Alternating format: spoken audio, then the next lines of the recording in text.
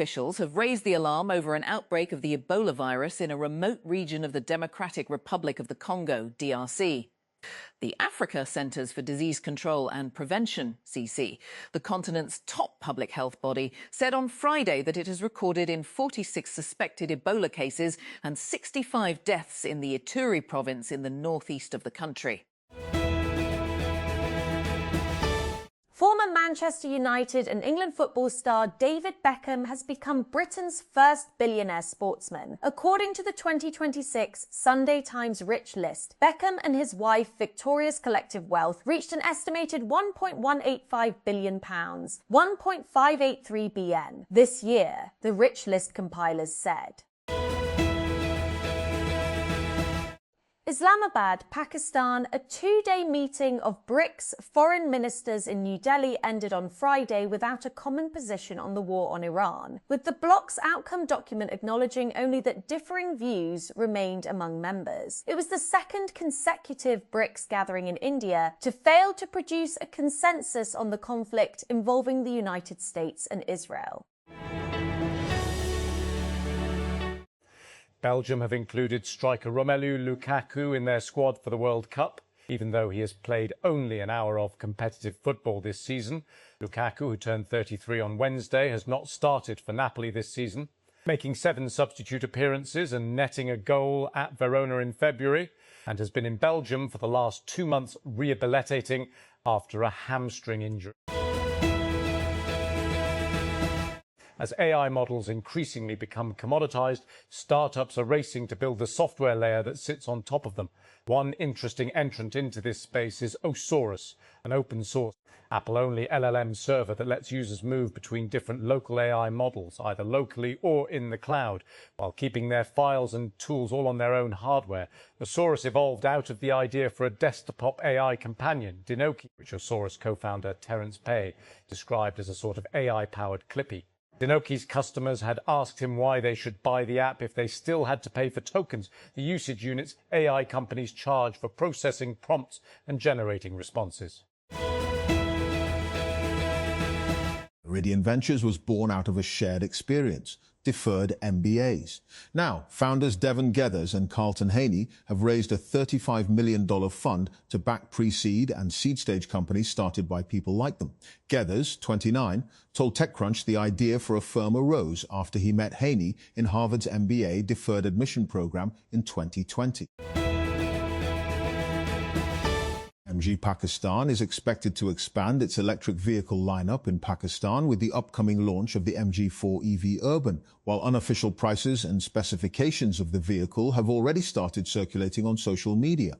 Multiple automotive pages and online accounts have claimed that the MG4 EV Urban may arrive with a 43 kWh battery pack, offering a WLTP driving range of 316 kilometers.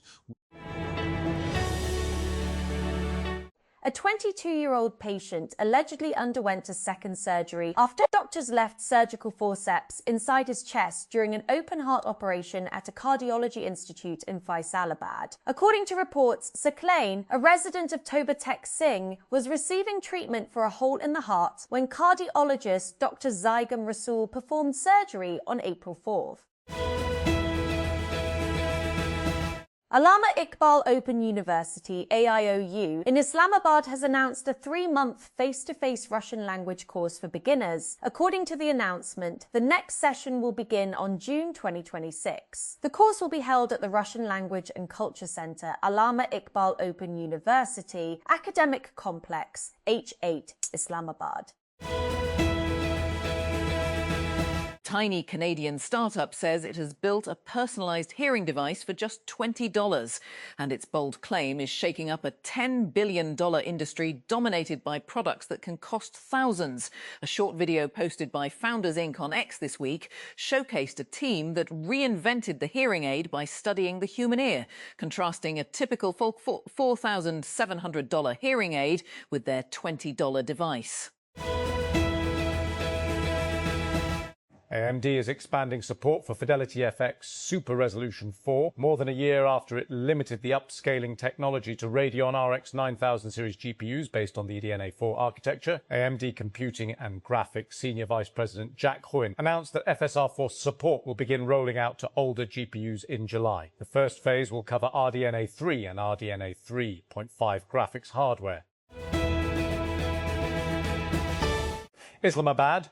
Federal Minister for Communications Abdul Alim Khan on Friday blamed provincial governments for delays in the completion of various highway projects. Presiding over a National Highway Authority (NHA) review meeting, the minister issued a decisive of critical infrastructure, signalling a shift toward federal intervention where provincial commitments have faltered. Sydney court has doubled the discrimination payout for an Australian trans woman who was kicked off a female-only app. It comes almost 2 years after Roxanne Tickle successfully sued Sol Grover, founder of the Giggle for Girls app, for blocking her account on the grounds of gender identity. US President Donald Trump left Beijing after a 2-day summit saying he had struck fantastic trade deals, great for both countries, but few details have emerged on what the two superpowers agreed. Trump arrived for a high-stakes summit with Chinese leader Xi Jinping on Wednesday, accompanied by several CEOs, a high-profile business delegation spanning agriculture, aviation, electric vehicles and artificial intelligence, AI, chips. Indian ride-hailing company Rapido said on Friday it had raised $240 million in fresh funding at a $3 billion valuation to compete better in the country's growing but challenging mobility market. Led by Prosus, the equity round saw participation from existing investors, including Westbridge Capital and Accel. The round was part of a larger $730 million primary and secondary financing. Rapido was previously valued at $2. $3 billion during a secondary transaction last year. Derbyshire head of cricket Mickey Arthur has expressed disappointment over Pakistan spinner Sufyan Mukim missing the opening half of the upcoming Vitality Blast 2026 campaign. In a statement issued by Derbyshire, Arthur said Sufyan's unavailability forced the county side to reconsider the balance of its squad ahead of the new season. Grand Theft Auto 6 fans are again waiting for official news after reports claim that the game's pre-orders may go live next week. The latest rumor started after a Best Buy affiliate email reportedly listed a GTA 6 pre-order campaign running from May 18 to May 21. The claim began spreading online after content creator Frogboys1 Gaming appeared to receive the email during a YouTube live stream, IGN reported through Game Informer. Lahore Traffic Police has intensified its crackdown against traffic violations on model roads across Lahore, with action taken against more than 42,000 vehicles and motorcyclists so far this year. According to official figures, authorities impounded 18,141 motorcycles over dangerous driving violations. 12,000 also took action on motorists and motorcyclists for lane light 9 motorists and motorcyclists for lane line violations. Rao Abdul Karim has reaffirmed his commitment to ensuring the best medical treatment for special children of Punjab police employees, as the department released more than $889 million in welfare funds during the current year. According to the Punjab police spokesperson, 721 children suffering from cerebral palsy received a monthly allowance of Rs 20,000 each, with total disbursements exceeding Rs 642 million. India and the United Arab Emirates, UAE, agreed the framework for a strategic defence partnership on Friday during Prime Minister Narendra Modi's visit to the Gulf nation, the Indian Foreign Ministry said, as they seek to deepen ties amid the Iran war. India and the UAE also signed pacts on strategic petroleum reserves and supply of liquefied petroleum gas. The ministry said in a statement. Indian billionaire Gautam Adani and his nephew Sagar Adani have agreed to pay a combined $18 in penalties to settle a civil fraud lawsuit filed by the US Securities and Exchange Commission.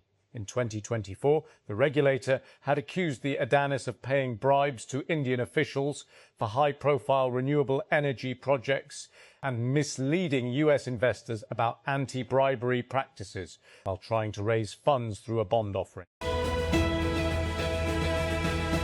Somali pirates are profiting from the war in Iran as commercial ships, bypassing conflict routes through lengthy detours around Africa, sail into their strike zone. The intensifying conflict in the Middle East has choked traffic through the Strait of Hormuz, a vital route for roughly 20% of the world's oil, natural gas, and critical raw materials. To avoid it, carriers are having to detour around Africa's southern tip, extending travel times by weeks and pushing maritime traffic directly into the volatile Somali basin. India has raised fuel prices by about 3% as the energy crisis driven by the Iran war and closure of the Strait of Hormuz starts to bite on the economy. The government in New Delhi announced the ₹3 per litre price hike on Friday as it moved to offset losses triggered by the shortage of supply. Gasoline prices rose to 97.77 rupees a litre, while diesel climbed to 90.67 rupees 1.94. Finland has stood down its defence forces after sounding an alarm over suspected drone activities in its airspace. The authorities said on Friday that suspected drone activity above the Helsinki region no longer posed a threat and that the situation was returning to normal hours after launching an emergency response, including the launch of fighter jets and closure of the capital's airport. The international